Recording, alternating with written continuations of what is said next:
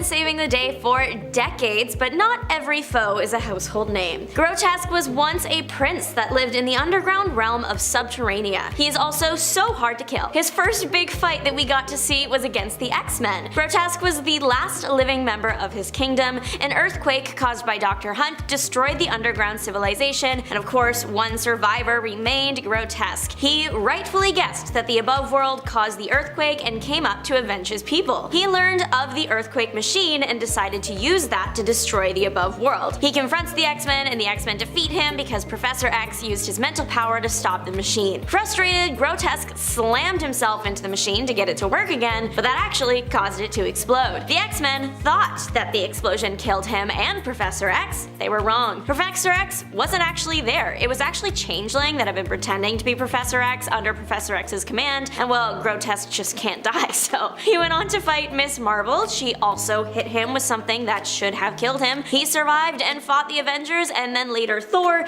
In the Thor brawl, there was again a large energy blast that should have killed him, but didn't. Not really. His body was gone, but his spirit remained. His loyal captive followers, the Lava Men, took that spirit and put it in an impenetrable armor, and he went on to fight the X-Men again, this time in San Francisco. Nightcrawler found the cheat code to defeat Spirit Armor Grotesque. He took off his helmet. His spirit was released from the suit and dissolved. With his track record though, I wouldn't be surprised if Grotesque appeared alive in a few years. Pretty Boy is more than just a punk pretty face. He has some pretty cool cybernetic implants that can expand to be 3 times their length. If you don't think he is pretty cool, he can just use his mind control powers to fix that. He gets access to a person's brain using these fiber optic filaments in his eyes. Then he kind of reprograms you. Pretty Boy is known for his affiliation with Donald Pierce. He was a member of the mercenary group Pierce created called the Reavers. While on this team, he passed away for the first time. Big moment in every Marvel character's journey, but like most Marvel heroes and villains, his death did not stick, and he was soon back in action. The second passing happened under the leadership of Deathstrike, and he was put 6 feet under by Logan,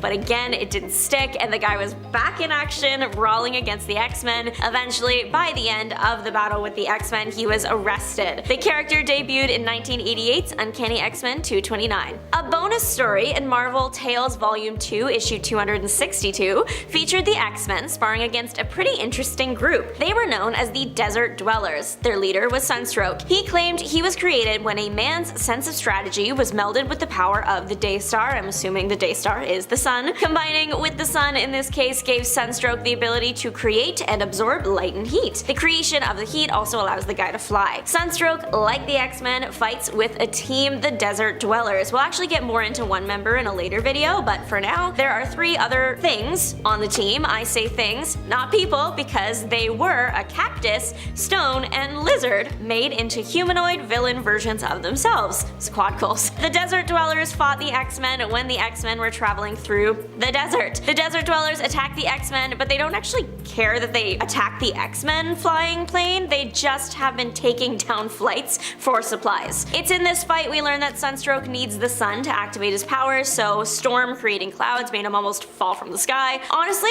the Desert Dwellers are doing a pretty good job. Wolverine gets chucked into a mountain at one point, but the day is saved when Banshee shows up, screams, and the Desert Dwellers can't handle it, so they retreat. Collective Man is just so interesting to me. The villain is actually 5 people merged into one, specifically 5 brothers from China. When they merge together, they apparently gain a connection to everyone in China. You heard that right. Everybody. The connection allows Collective Man, as the brother mashup is called, to draw on power from any Chinese person they want. Drawing on 10,000 people one time gave the Collective Man enough strength to handle Sasquatch. It's not all sunshine and rainbows though. The brothers almost died from absorbing too many people's life forces at one time. I think that's karma right there. The brothers also have another very odd ability. They can make any Chinese person a clone of a brother and then merge with them. They have a hive mind, meaning they can mentally speak to just each other, but if they want to speak the old-fashioned way but are a few miles away from each other, they can just teleport to wherever their brother happens to be. It turns out you may need to prepare for trouble, make it double, as there are no rules when it comes to combining. You don't have to be like 5 brothers in one, you can go 2 brothers together, 3 brothers together, 4, 1, it doesn't matter. You can get different size of the villain persona. The brothers fought the X-Men when the X-Men were in town to look into Zorn. The 5 made it very hard to do so as they created an army of themselves to attack the X-Men. I just can't believe the brothers merged together and are able to then call on the power of all of China. Okay, so in the Marvel Universe there is Man-Ape, that is M'Baku, but this ain't about him even though he is more popular. We are looking at Ape-Man, and also briefly touching on the concept of the Ani-Men. So Ape-Man was a human, Gordon Kiefer, that dressed in an ape suit. He had a pretty iconic start to his career. He tried to rob Stark Industries, obviously failed, and went to jail. But his ape thing worked in his favor. Criminal mastermind, the organizer, was starting something called the Ani-Men, a team made up of other animal or insect-themed villains. Ape-Man was a natural fit for the squad, and so Catman, also a team member, broke him out of jail. There have been many Ani-Men, but the team that started it off and surrounded Ape-Man was him,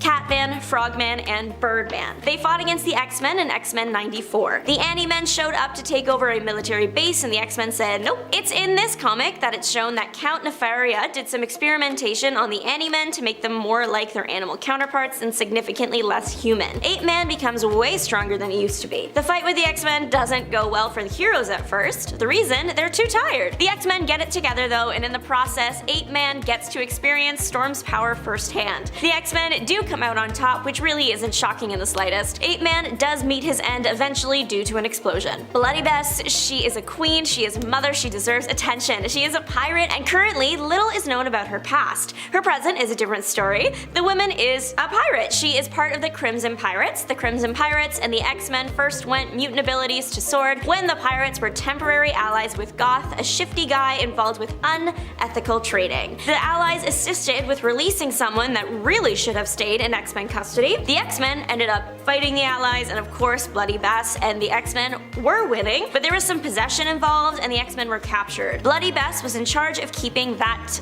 section of the team in check. The team was taken to this market and then things went south from there for the pirates. Goth was no more by the end of the battle and Bess, along with the other pirates, fled. The Crimson Pirates stuck together and worked as kind of like mercs for hire. Bloody Bess, as a pirate, is very good at sword fighting, but she also has telepathic powers. She once tried to use the powers to connect with Omega Black for an assignment, but instead let the Shadow King loose. The king possessed her fellow pirates and they attacked her. She called to Nightcrawler for help. They had a little thing going on. He arrived, the X-Men arrived, the X-Men also then got possessed, and Nightcrawler and Bess had to fight together to save the day. Last we know of Bloody Bess, she has dedicated her days to finding her old pirate friends. All in all, a very cool character on a cool team, and yet she has less than 10 appearances. She debuted in the year 2000 and her last appearance was in 2015, so hopefully she gets picked back up soon. Back when Hank McCoy, Beast, was being recruited by Professor X to join the X-Men, there was another guy who wanted to get Beast on his side. His name was Orlando Furio and he wanted to conquer the world. He wanted Hank on his side so bad, he kidnapped him and his parents. He used Hank's parents as leverage to get Hank to steal a mini energy reactor. The reactor was used to power a machine that was designed to create global disasters. The good news is the X-Men eventually arrived and made sure the machine would never even once be used, and they freed Hank and his parents. The machine exploded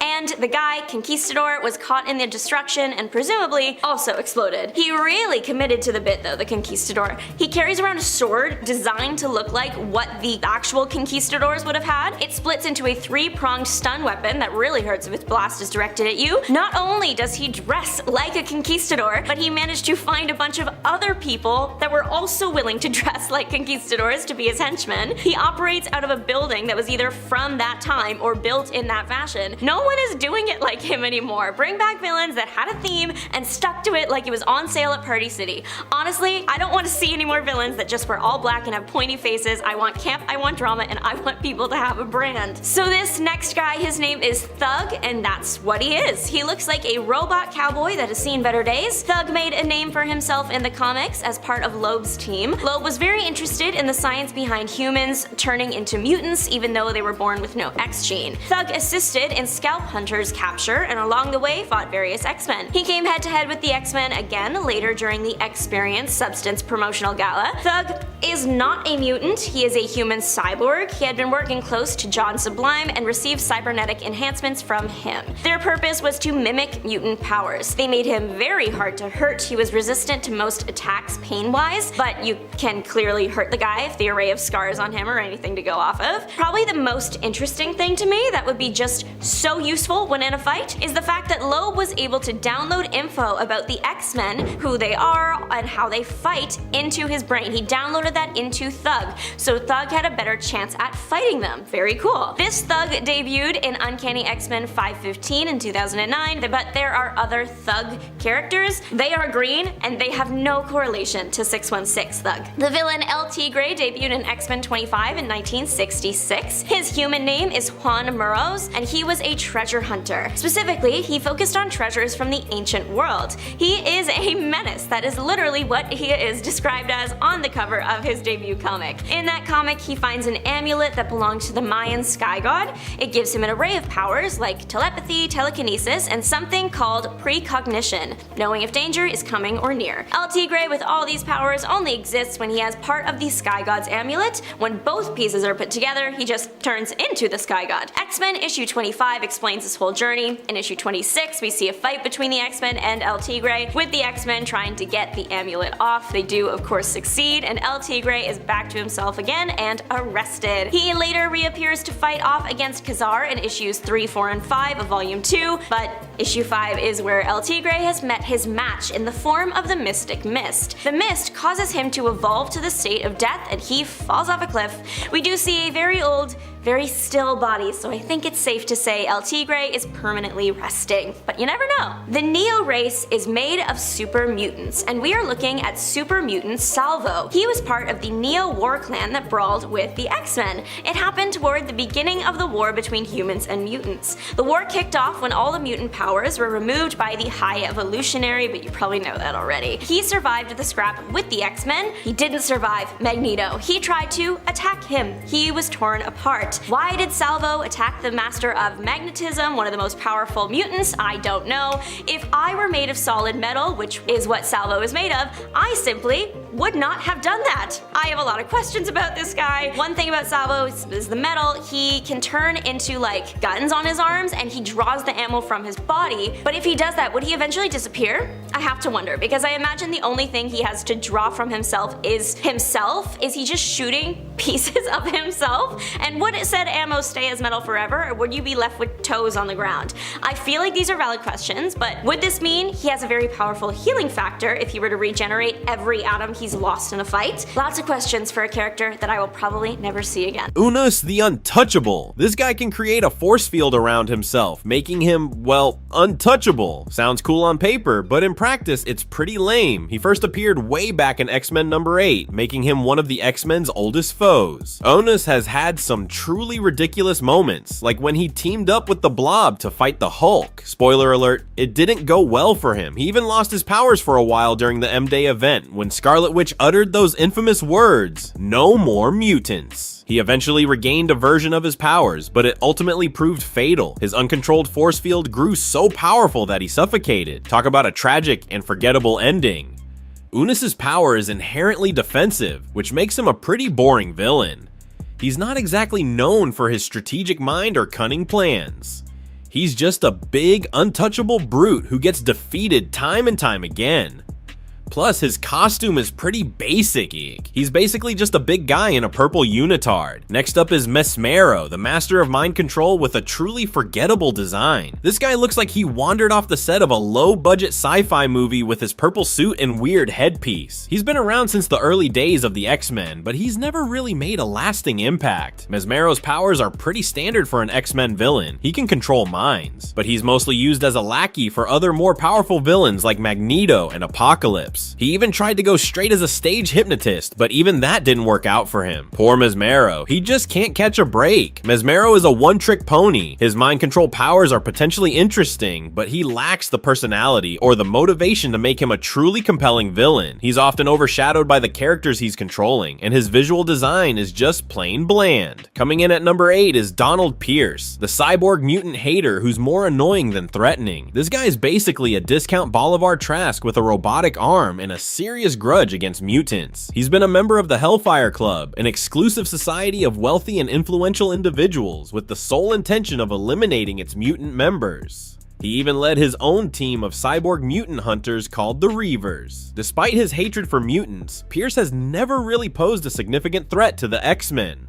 He's been defeated countless times, and his plans are often convoluted and nonsensical. He even got his arm chopped off by Wolverine in the movie Logan. Ouch. Pierce is a generic villain with a tired motivation. His hatred for mutants is predictable and lacks any real depth. He's basically just a walking cliche of a bigoted human who fears and despises those who are different. These creepy crawlies are the stuff of nightmares, but not in a good way. The Brood are a race of insectoid aliens who reproduce by implanting their eggs in other beings. Yuck. They've been a thorn in the X-Men's side for years, but they're not exactly the most memorable villains. The Brood's biggest claim to fame is their appearance in the classic Brood Saga storyline, but even then they were overshadowed by the X-Men's struggle to overcome their parasitic influence. Plus, they just look kind of silly with their bug eyes and pointy teeth. The Brood are essentially just space bugs with a gross way of reproducing. They lack any real personality or motivation beyond their primal instincts. They're more of a force of nature than a group of compelling villains. This guy's the definition of a forgettable villain. Graydon Creed is the son of Sabretooth and Mystique, and he hates mutants with a passion. He founded the anti-mutant group Friends of Humanity and even ran for president on an anti-mutant platform. Creed's hatred for mutants stems from his own complicated family history. He was abandoned by his mutant parents and grew up resenting them for it, but his plans are often poorly thought out and he's easily defeated by the X-Men. He even gets killed by his own mother in one storyline. Creed is a whiny, hypocritical villain who's more pathetic than threatening. His hatred for mutants is rooted in his own personal issues, and he lacks the charisma or the intelligence to make him a truly compelling antagonist. This villain's name is pretty ironic, considering how uninspired he is. Mastermind is a mutant with the power to create illusions, but he's mostly known for manipulating Jean Grey into becoming the Dark Phoenix. Mastermind has been a member of several villainous groups, including the Brotherhood of Mutants and the Hellfire Club, but he's never really been a major player in the X-Men's world. He's more of a side character who pops up occasionally to cause some trouble. Mastermind's power is potentially interesting, but he's often relegated to the role of a manipulator or a supporting villain. He lacks the presence or the originality to stand out in the crowded field of X-Men villains.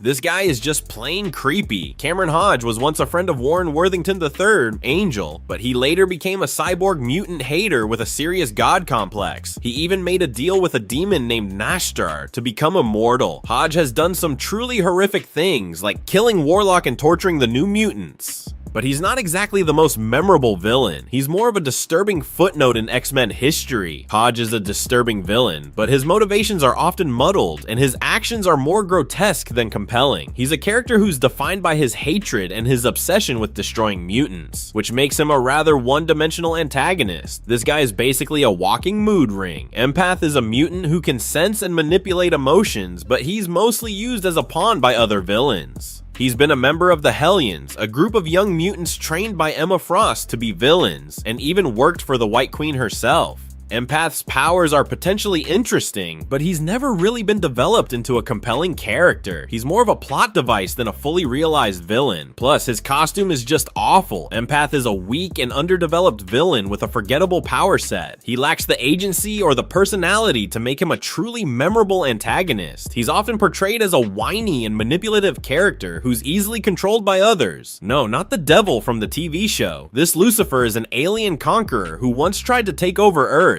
He's also a bitter enemy of Charles Xavier, but he's not exactly a household name.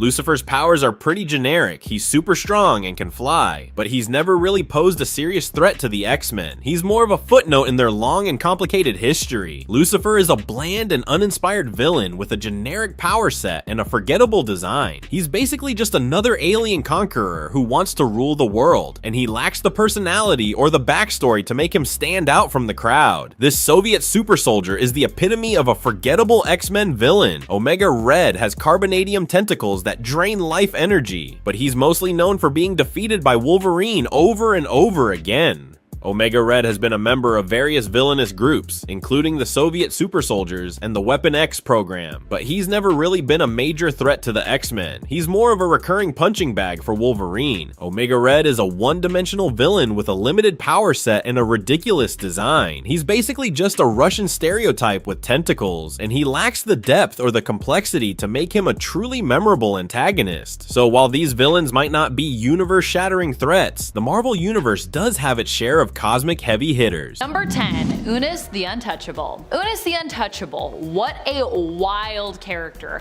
An oldie and a goodie. Unis actually first appeared back in the original X-Men run, making his first appearance back in X-Men issue number 8, which after hundreds of X-Men issues is pretty old at this point. Unis himself is what he sounds like. His mutant powers allow him to become untouchable when he wishes, shielding him completely when activated. This psionic repulsion shield that he can create can be as thick or thin as he wants. Unis, whose current civilian name is Gunther Bane, has also been shown to be capable of reaching through the shield himself if needed, without dropping it entirely. Pretty powerful. It's not so powerful if someone comes and tries to make the shield something you have to deal with all the time, which is how they defeated him the first time though. And friends, before we move on to our next spot on this list, if you love what we are doing here, if you love obscure X-Men villains like me, be sure to give this video a thumbs up. Number 9, Nemesis. This character rose to notoriety under a different name and is commonly referred to and known by that codename, but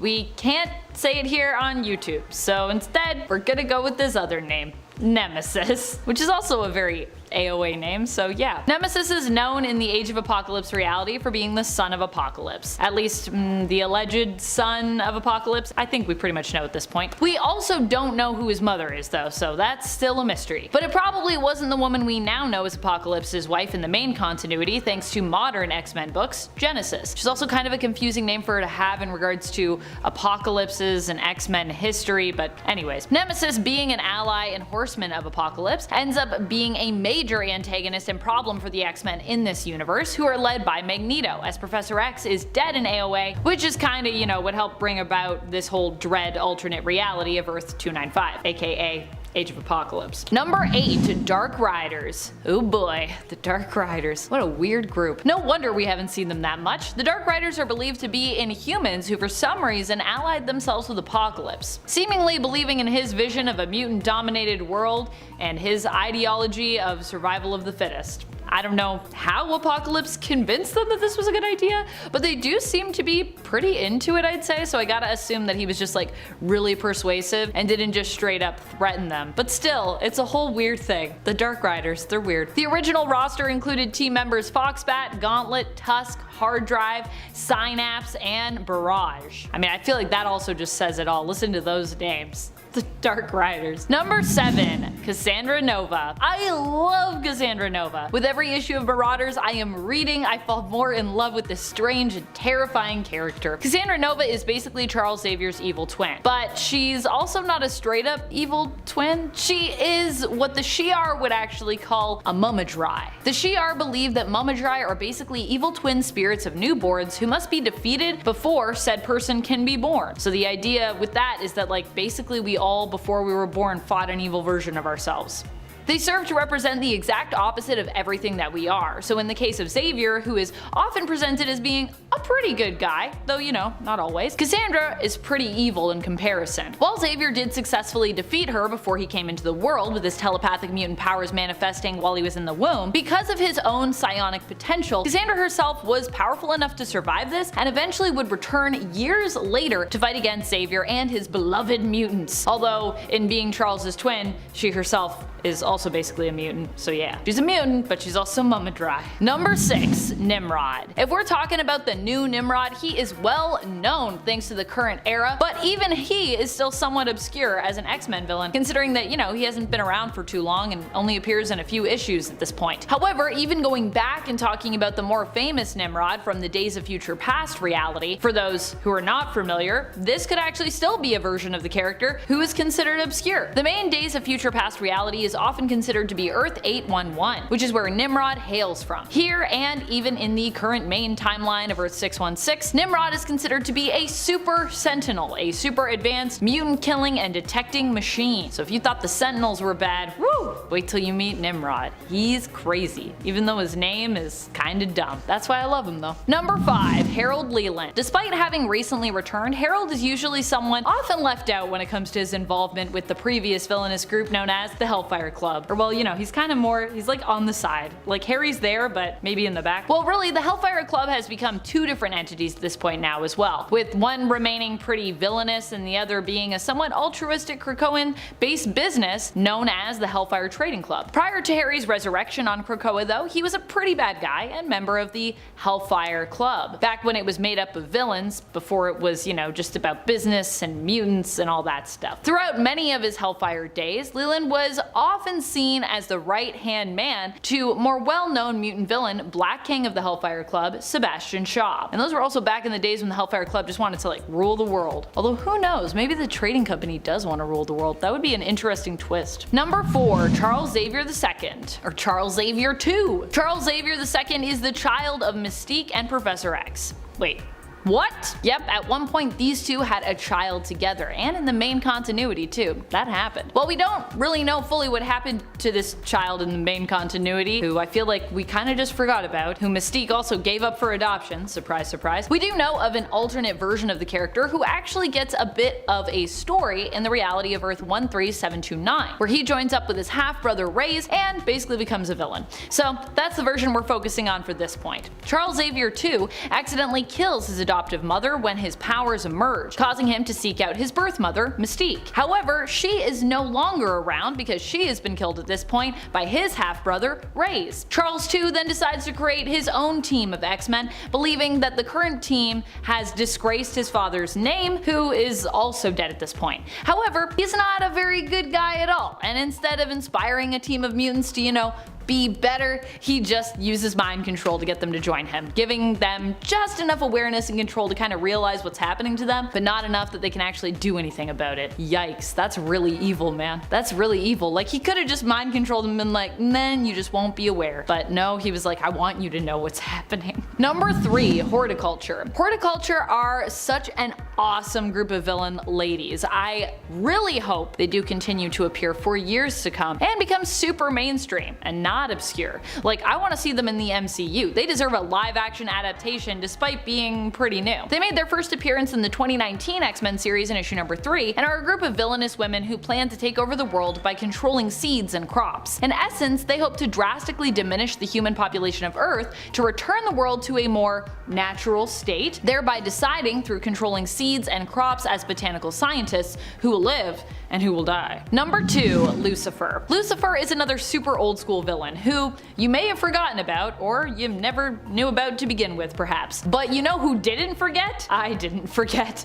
I did not forget back when Professor X weirdly implied that Lucifer, as in maybe the devil at the time that he was bringing it up, was the one behind him losing the ability to walk. That happened at one point, and I was like, what is happening here? Now, Lucifer is not actually Satan though. He's not that Lucifer. He's actually an alien from outer space. I don't think it makes it better. Lucifer is a Quist from the planet Quistelium. He originally came to Earth to conquer it, but was foiled by Xavier, so he basically dropped a big rock on him. I'm not joking, that's pretty much what happened. Although initially implied to maybe be the devil, we later learn he is just a super advanced and intelligent alien dude. Though not too intelligent because, the X-Men do defeat him. Number 1, Cordyceps Jones. Cordyceps Jones is one of the newest villains to pester the X-Men. He actively fought against the most recently retired roster in the current run, before Forge, Firestar, Iceman, Magic, and Havoc joined the team. Cordyceps Jones, however, only recently went up against the X-Men, having targeted Earth by putting a bounty on it after encouraging people to gamble on its destruction at one of his massive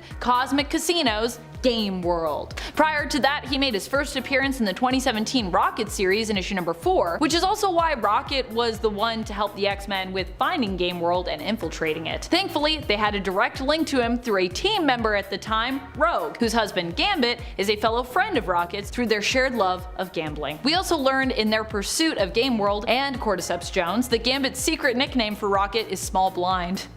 Cordyceps Jones might be newer in the comics, having appeared in less than 10 issues at the time of this recording, but he's actually an ancient threat, being over 30,000 years old and also being a giant parasitic fungal spore. He and obscure Wolverine villain Spore actually could probably do some crazy damage should they ever team up. That would be pretty wild. If you're watching this and you're from Marvel, make that happen. That sounds like a cool team up actually. And now we know Spore is maybe alive. Number 10, Forearm. This villain was a member of the Mutant Liberation Front who frequently came up against members of the New Mutants and X-Force, as well as occasionally the X-Men. Although many of the other members of this team vary from appearance to appearance, Forearm is a mainstay of the group. So, what can he do? Well, he has some increased durability, strength, and stamina, but as the name would suggest, his main ability is that he has 4 arms. He eventually left the Mutant Liberation Front once he discovered that his fellow teammate and girlfriend Moonstone was really an undercover S.H.I.E.L.D. agent. He was seen participating in the Bloodsport Championship, where he was killed by a member of the Serpent Society named Anaconda. But he later appeared alive and well with no explanation as a new member of a new mutant liberation team before eventually being welcomed to the new mutant island of Koa and later joining Sword and Magic's Dark Riders. Number 9, Mr. Sinister. It feels strange putting Mr. Sinister so low on this list, considering how truly unbelievable he is. I mean, just look at him. And then go back and look at his first appearance. Remember when Sinister had sharp teeth? That was a time. Mr. Sinister has always been an unbelievable villain, not just because of his striking and unusual appearance, but because of his obsession with the Summers family, particularly Scott, and later because of his long-standing involvement with both the Summers and the Greys, as well as an origin that attached him to them when they traveled to the past, as well as an origin that tied him to Apocalypse. And now it's gotten even more unbelievable, with Mr. Sinister not just being one, but possibly existing as 4 separate entities, each belonging to their own unique race. Like, what is even happening with this man? He's crazy. At least no matter how unbelievable he continues to get, he will always look fabulous while doing it. That is something that I think in the comics is a guarantee. And friends, before we move on to our next spot on this list, if you love what we do here at Top 10 Nerd, why not click that subscribe button? We know a lot of you are not subscribed, and you know what? Every time you click that subscribe button, a host gets their wings. So if you click it, maybe I'll just randomly start spreading wings. Might not be on camera, but it'll happen eventually. Number 8, Skinless Man. One of the more visually repellent villains on this list, Skinless Man was originally Harry Pizer, a mutant during the Cold War with elastic and multisensory skin, which allowed him to be an efficient spy and member of the Weapon Plus program. They augmented his strength and made his skin more durable and elastic and gave him the name Weapon 3. He was sent to obtain a weapon called the Orb of Necromancy, but was shot and left for dead by Phantomex and captured by the Captain Britain Corps, who removed his skin. Phantomex later stole his skin to create bullets that were sentient and therefore never missed. Pizer taught his muscle to imitate the powers his skin had had and became a villain, being recruited to the Brotherhood of Evil Mutants. He typically fights X-Force rather than the X-Men, but honestly, potato potato. He is pretty unbelievable just because, I mean, look at him. What the hell? He eventually died in Uncanny X-Force number 34. Number 7, Cassandra Nova. Cassandra Nova is one of the strangest, but also maybe in a weird twist, greatest X-Men villains ever. She is the evil twin of Professor Xavier that we never knew existed originally. But really, she isn't like a straight up evil twin. She is what's known as a Mummidry, which is an evil reflection of ourselves. The alien race known as the Shi'ar believe we must fight and defeat our Mummidry in order to be born successfully into the world. world. Yeah, it's a pretty wild concept. And also a weird one to apply to an Earthling like Xavier or even other people on Earth, considering, this is a Shi'ar belief and ultimately a kind of a Shi'ar thing. But who says that Shi'ar's beliefs can't be true for other planets or Earthlings, I guess? Especially when Xavier would grow up to have such close ties to the Empire, even at one time becoming the consort of Lilandra Naramani, the ruler and magistrix of the Shi'ar Empire. And it gets even weirder. Not only did Professor X defeat Cassandra in the womb before being born, meaning his X gene was activated in utero, but she also somehow survived this encounter, likely thanks to the strength of the man that she was a doppel of. Cassandra survived for years as basically kinda like a puddle of goo, and would eventually return. And she's still around now, having been cured of her hatred towards mutants and even teaming up with the Mutant Marauders hero team on Krakoa in the modern day, which also is super weird, but I love it. Number 6. Mojo. So, Mojo is a member of a race called the Spineless, who can't move without the help of motorized platforms. They were all driven insane by waves of energy that turned out to be television signals. Their government is based on the structure of the television industry, and Mojo is its leader, calling the world Mojo World and their universe the Mojoverse. Everyone on Mojo World is addicted to a gladiator-like sports show, and Mojo does everything he can to keep the ratings up. Some of his more infamous plots were when he replaced Psylocke's eyes with cameras so he could broadcast everything she saw to his people, or when he transformed the X-Men into children and later cloned them and made the X-Babies, who he hoped he could control. Honestly, every sentence about this guy makes less sense than the last, and his entire deal seems to be just really broad and surface level criticism of the entertainment industry, so I'm just gonna move on now. Number 5. Lucifer. Lucifer has always been a really weird one for me from the comics, another enemy to Professor Charles Xavier. This nemesis was originally attributed with paralyzing Charles, forcing him to be confined to a wheelchair. Initially, it was implied through mysterious illusions that Lucifer may actually be Satan himself. This was when Charles left the X-Men team in the care of Cyclops when he went on his own mission. Xavier did this following the students' graduation from his school, believing they were ready to be left on their own when it came to heroics, leaving Cyclops in charge. When Cyclops did reach out to him during his mission, Charles answered, as we saw in the comics, from a dark, kind of fiery looking cavern that he seemed to be lowering himself further into. There wasn't actual fire in these panels, I don't think, but definitely I feel like there was some red lighting happening. Also, the fact that the character's name was Lucifer, who Charles was in pursuit of. However, we later learned that Lucifer was not in fact Satan incarnate, but instead an alien trying to help his race conquer the Earth? Huh? Number 4. Mammomax. Maximus Jensen's mutation is very off and kind of vague. He is a man who was either born or transformed into an elephant man. He has big tusks which he uses to attack his foes, has the strength of an elephant, which I guess kinda goes without saying, and has nearly invulnerable skin. Like all elephants, he has the ability to spit acid at people as well. What's that? Elephants don't do that? Well then, that's kind of a random ability for him to have, isn't it? He was a member of the Brotherhood of Evil Mutants, joining because he thought he'd get to hang out with tough Magneto-trained mutants. He was disappointed with the roster he got stuck with, and was presumably even more disappointed when he and the Brotherhood got stranded in Mojo World. He was eventually captured by the facility, where he was eaten by a monster, but he was later resurrected by the Five in Krakoa. Now, I have no issue with an elephant villain, but the idea of someone being mutated to just be an elephant is pretty unbelievable, even for the X-Men. Number 3. Moira McTaggart. Possibly one of the most shocking villains on our list is Moira McTaggart. Moira isn't unbelievable in the sense of being ridiculous or being weird, she is more shocking in the fact of her actual allegiances and origins, which have recently been revealed. For years, Moira has been established as a friend of the X-Men, a human ally who believes that mutants deserve equal rights. But we would later learn the truth, that Moira herself is actually a mutant. And then we'd later learn again that despite her actually also being a mutant, which you'd think would make her more allied with the X-Men, she is no longer an ally to the X-Men, but one of their #1 enemies.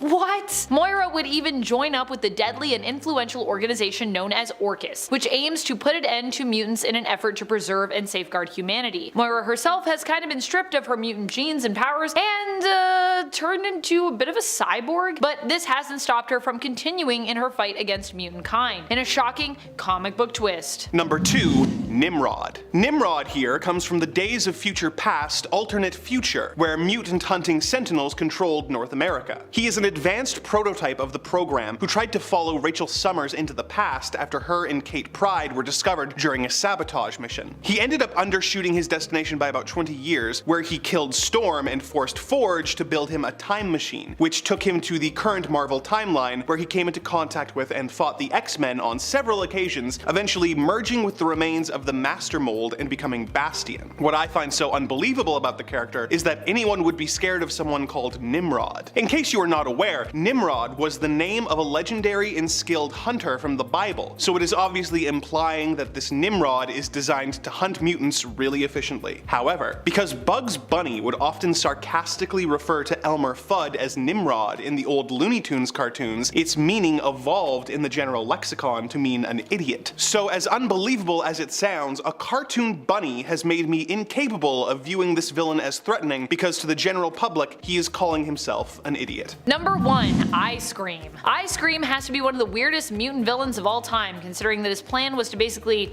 use his mutant power to turn into ice cream and then infiltrate the X-Men, and I guess I'm not really sure what his plan was here. He basically wanted revenge on the X-Men because he was jealous of how amazing their abilities were in comparison to his own. So I don't know how he thought he was going to do that, because he's just a guy that could turn into ice cream, but yeah. Ice Cream was a very short-lived villain, not appearing specifically in X-Men, but simply as a villain to the team in issue number 1 of Obnoxio the Clown, which in all regards is also an extremely unbelievable comic that happened. In the end, his plan failed dramatically, and he got eaten by the clown who had been hired to come and celebrate Kitty Pryde's birthday. This is a strange time for everyone, but I imagine it was especially a strange time for Ice Cream. Also, I don't think he turns into a full ice cream. He also turns into a sundae, which, how is that? Is that part of it? Is he the banana as well? I am the banana.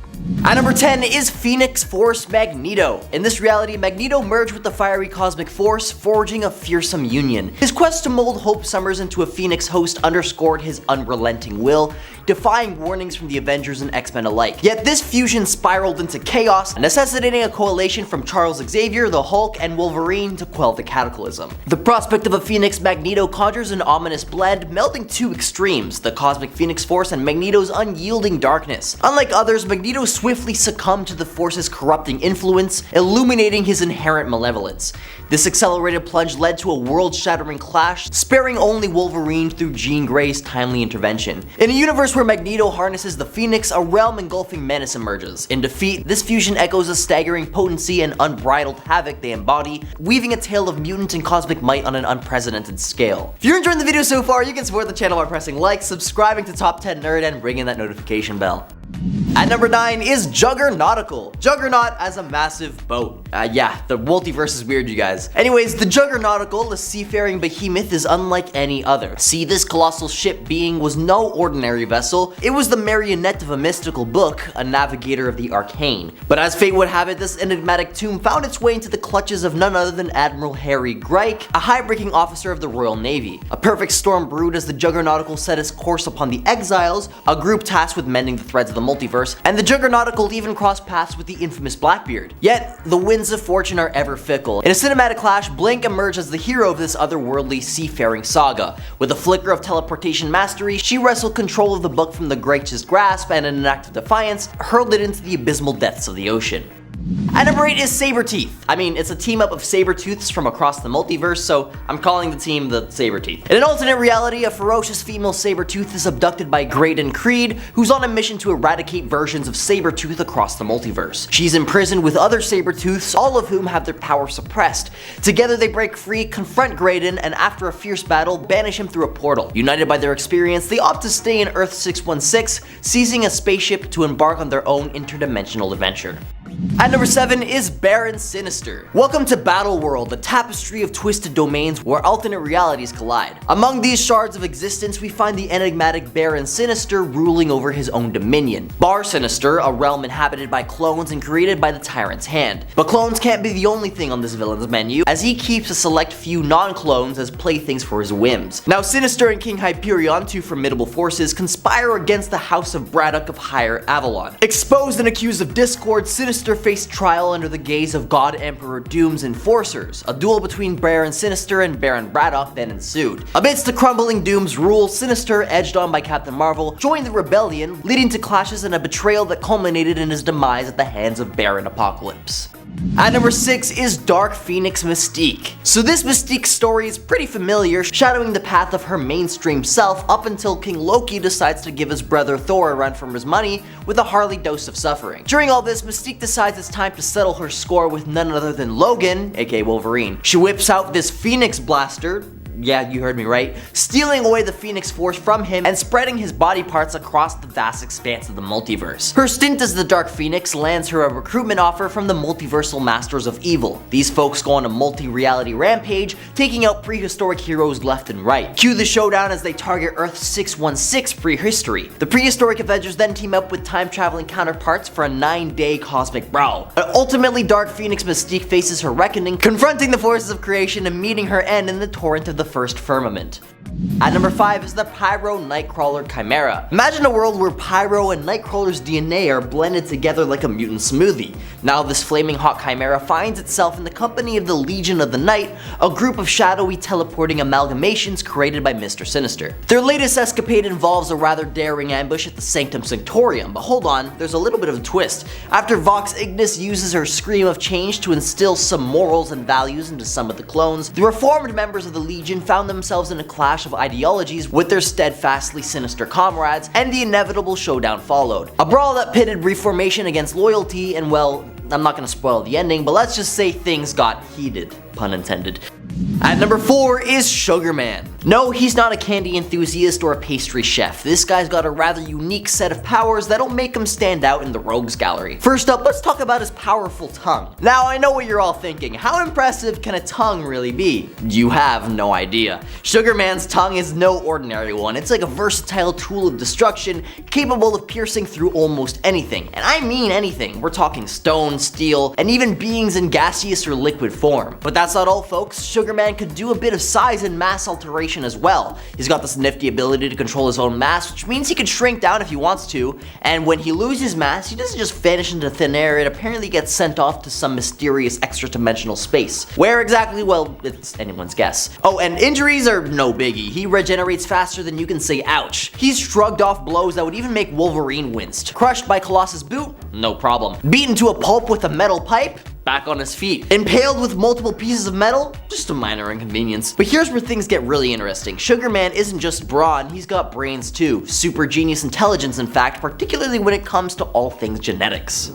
At number 3 is Omega World Apocalypse. In the far alternate future of 3167 AD, civilizations crumble, races vanish, and the survivors, the Atlanteans and humans and the Stark Self, Wakandans, Mystics, and Moldoids, find themselves under the oppressive rule of Apocalypse in a place called Omega World, a sprawling structure where Apocalypse has essentially become the heart, turning what remained of Earth into what's essentially an extension of his body. His horsemen, now acting as sort of antibodies or white blood cells, would cleanse the Omega World of anything which would cause him harm. Long story short, Apocalypse gets himself a fatal knife to the back by Nightcrawler, causing Omega World to crumble.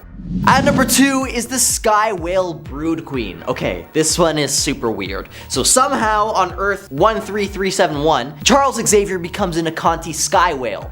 I can't even look at it. For those listening, imagine a giant cosmic whale with fleshy skin and a pupilless human face. It's truly a bizarre sight to be seen. But things get even more bizarre as our good old Xavier Sky Whale hybrid gets taken over by none other than the Brood Queen, set out on conquering the Marvel Universe and using Xavier as a vessel to transport her alien brood. Now, despite being telepathically controlled by the Brood Queen, Xavier's mental fortitude allowed him to keep most of his powers a secret from her. After teleporting to Earth 616, the Brood Queen was exterminated by the Extreme X-Men. Once freed, Char Whales Xavier, I like that one, Char Whales, no, asks Dazzler to end his life as he knew that in this form he was weak and could be dangerous if controlled by a more powerful mind.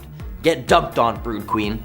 And at number 1 is President X. In this alternate universe, Charles Xavier, who never establishes Xavier's School for Gifted Youngsters, decides to become a politician instead. And yup, that's all it takes for Xavier to become the evil polar opposite counterpart to his 616 version, becoming completely wrathful, cruel, and a sadistically megalomaniacal tyrant desiring nothing but total control over everyone around him. Cause remember y'all, absolute power corrupts absolutely. Though he's never revealed to be a mutant himself, it's speculated that Xavier's telekinetic abilities aided him in tracking down mutants across the nation. A stark contrast to his Earth 616 counterpart, this Xavier exhibited an authoritarian and cruel rule, causing protests notably from billionaire Anthony Stark. The catalyst for change arrived as Stark formed the Avengers specifically to counter Xavier's regime. Unfortunately, Xavier's response proved devastating as a missile targeted the Avengers' Quinjet, obliterating its occupants. This tragic loss included iconic figures like Iron Man, Captain America, Thor, and other— Wait, Thor? Hold up, he took out Thor with a missile? Whoa, okay. With big players gone, Xavier's oppressive reign expanded further, with all mutants confined to a grim prison in Texas, subjected to his psychological torment and horrifically abusive tendencies, even torturing some of them to their demise while subjugating the survivors to cruel experiments in an effort to control their mutations for their own good. This dark incarnation of Xavier remains a chilling portrait of power-driven malevolence, unafraid to exercise a ruthless authority. Kicking off the list at number 10, Wolverine. Wolverine has had a pretty crazy past, so it's no surprise he's gone down a few dark roads. In the movie Logan, we see two Wolverines battling it out, and it's glorious and it's gory. It's so gory. In Age of Apocalypse, Logan goes from being an X-Men to the Horsemen of Death. It's a great comic. Yeah, Apocalypse actually had Wolverine square up against Sabretooth in order to see who becomes the new Horseman. Wolverine, of course, came out on top, and Apocalypse restored the adamantium to his skeleton. Quite the deal if you ask me. And to make matters worse, Apocalypse replaced Wolverine with a scroll so the X-Men wouldn't notice. So there's a few comics here that could blend nicely into the MCU, like Apocalypse replacing Wolverine with a scroll. This is totally possible, with Ryan Reynolds confirming that the next Deadpool would have included Logan on this road trip. That plus the fact that they're best friends in real life. I mean, Adam Sandler has like 15 of his friends in every movie, so I'm sure they're planning to bring Logan in with Deadpool in that deal in some way, shape, or form. Would it be Apocalypse making him evil? Probably not, but never say never. And before we continue on with this list, guys, if you want to go ahead and give us a thumbs up, that would be so helpful. It helps our channel out quite a bit. You guys are the best. Thank you so much for watching. Tap that thumbs up. Let's keep this video going. Number 9, Pyro. Pyro was once a student at the Xavier School for Gifted Youngsters. And in X-Men 2, we see him hanging out with Iceman and Rogue. He's having a great time just hanging out with some super students. But by the end of the movie, he switches over to Magneto's side, facing off against Bobby. In the comics, St. John Allardyce made his first appearance as Pyro in X-Men 141. He was born and raised in Australia, and his powers, well, as you could probably guess, has something to do with fire. When he was young, he met Mystique, and then he ended up joining her new brotherhood of evil mutants. We need more fire bad guys, plain and simple. We have none in the MCU. I mean, we had some kind of with Spider-Man Far From Home, but that was all just Mysterio being Mysterio. Number 8, Shadow King. Making his first appearance in X-Men 117, the Shadow King is a multiversal manifestation of the dark side of the human consciousness. Spawned, of course, by the first Nightmare. Amal Farouk was the leader of an underground syndicate located in the Thieves' Quarter of Cairo, Egypt. He's a powerful mutant who also happened to be a vessel for said Shadow King. Farouk was able to control everybody around him, and it's pretty terrifying. He feeds on the shadows of your soul. So yeah, with Marvel now veering off to the cosmic side of things, I think we can get a Shadow King behind the scenes secretly just sucking the life out of our world's finest. In the comics before World War II, Amal Farouk worked with Baron von Strucker to try and destabilize Britain's political structure. So maybe this guy has been here the whole time and he's just been lurking in the shadows. We just don't know it yet. I mean, he is the Shadow King. We're not going to really see him. He's here right now. He's been here the whole time. Number 7, Juggernaut. Kane Marco made his first comic book appearance in X-Men issue 12. Kane and Charles Xavier were serving together in the same unit, but when Kane was under fire, he ran off to take cover in a nearby cave. That cave was actually home to the lost temple of Sidorak. So Kane grabbed this glowing ruby from the lap of an idol, read the inscription, and possessed the power of the Crimson Bands of Sidorak, becoming a human Juggernaut. And then an explosion went off, and Kane the Juggernaut was trapped under the rubble, and Xavier took off. He got out of there. So after Kane dug himself out, he destroyed an entire village with the previous man who held the Juggernaut mantle, Jin Taiko, getting taken out as well. I mean, we've literally seen him rip Deadpool in half, and if Deadpool's coming to the MCU, I really hope Juggernaut will as well. After all, last time we saw him in Deadpool 2 at the end of the movie, he was crawling out of that pool. He wasn't actually dead. He was just a little bit injured after Colossus laid him out with the help of some well-placed wires. Number 6, Strife. Making his debut in New Mutants issue 87, Strife was the clone of Nathan Summers, the son of Cyclops and Madeline Pryor, Cable. So we just saw Cable as a new main character slash villain in Deadpool 2, and he was played by Josh Brolin. So I don't think he'll be coming to the MCU. Or at least if he does, they may have to do it with this way, with Strife. That way they can bend the original story and use alternate futures however they please, with the character more or less staying true to the comics. He's a clone of Cable from the future. He has this bad armor, he's a telepathic and telekinetic mutant, and Cable, who has devoted his psionic powers to basically ensure that this techno-organic virus doesn't get his right side as well, Strife doesn't need to worry about that, so he's OP. He's an OG who is OP. The MCU could for sure use Strife. The timelines are getting quite intricate, so it can be explainable, and we'll buy it if Strife comes in. We'll definitely buy it. Number 5, Mr. Sinister. Dr. Nathaniel Essex made his first comic book debut in Uncanny X-Men 221. And he's not that easy to forget once you take one look at him. So in a world where Sword was taking out Vision and Hydra's doing tests to make mutants in their secret labs, I totally think Mr. Sinister could show up with the X-Men in the MCU. After all, he's obsessed with experimenting on mutants, including himself. He was obsessed with Darwin's theory of evolution, but he felt like they were shackled by too many moral constraints. So that doesn't say anything. You're like, okay, this guy's messed. He couldn't get the funding from the Hellfire Club or, Kickstarter wasn't around. So we got together a group that he named Marauders, and then he got them to kidnap people off the streets of London so he can experiment on them himself. He even tried to experiment on his son, who wasn't even alive. So yeah, he's a villain who likes to bring the dead back. So hey, we could always use one of those for sure. Number 4, Dark Phoenix. Jean Grey is an Omega level mutant born with telekinetic and telepathic powers. Seeing the potential in Jean's strength, the Phoenix Force attached itself to her while she was in danger during a space mission with the Fantastic Four. I mean, come on guys, it's X-Men 101. Literally, the issue you can find this in is X-Men 101. I am Phoenix. Boom. Okay, so this dark, powerful cosmic force started to change her for the worse. She ended up destroying a solar system that killed like billions of people. We just finished watching Wanda have the breakdown of a century every Friday for weeks, so we'll gladly watch Jean Grey deal with the Phoenix Force in a similar fashion.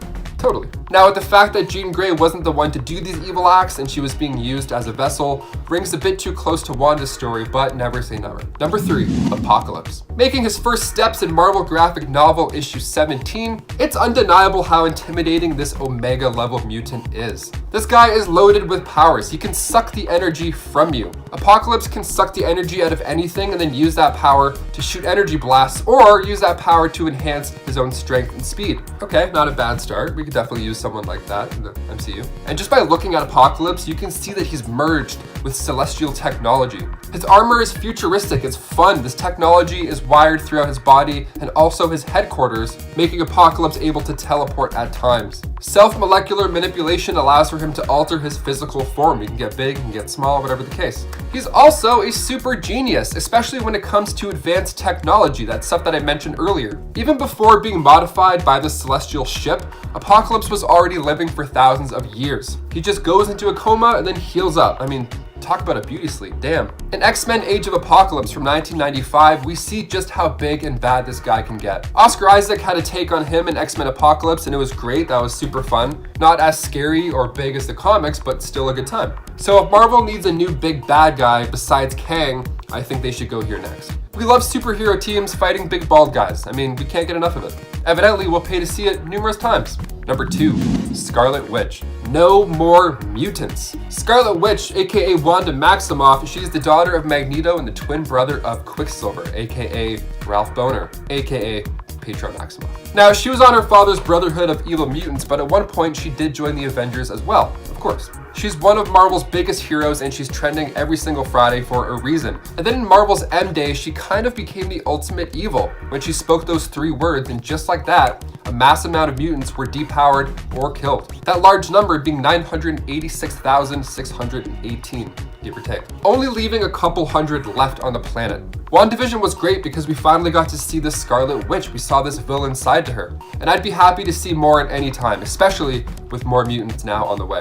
And number 1, Magneto. Of course, number 1, this is the most ideal scenario. I'd love for this to happen. He made his first appearance in X-Men 1 back in 1963. Magneto is a mutant with the ability to generate and control magnetic fields. He's a master of magnetism. He was a close friend with Professor X, but of course they came to a few disagreements over the idea that humans and mutants could coexist peacefully. And his horrible childhood makes a pretty fair point for said argument. He created the Brotherhood of Mutants and the Acolytes, and he worked with the X-Men before. When Professor X needed to leave Earth, Magneto stepped in to take his place and continued to teach his students how to use their powers. After this, he became a hero in a way, guiding the New Mutants, but again, he's one of those guys that constantly flips back and forth in the comics. And for a while, fans, including myself, were hoping that Magneto was going to be the one behind WandaVision's madness somehow, or he would come in from another universe and then explain to Wanda what's going on and be the bearer of bad news almost. I think Magneto should still be one of the first mutants introduced, especially if they go Ultimate Magneto, because he actually takes out Xavier in those comics, and also thousands of people as well. So there's that. He would be a cool villain to come over, definitely. Well guys, there you have it. Which of these popular X-Men villains would you want to see on the big screen once Marvel fires up their mutant run? I wouldn't mind Apocalypse, to be honest. One big bad guy to another. It's easy, it's a basic formula. We'll take it. Eat some popcorn, watch a bald guy get punched out a few times. It's alright. Just no fake outs and then we're good, you know? No more Ralph Boners.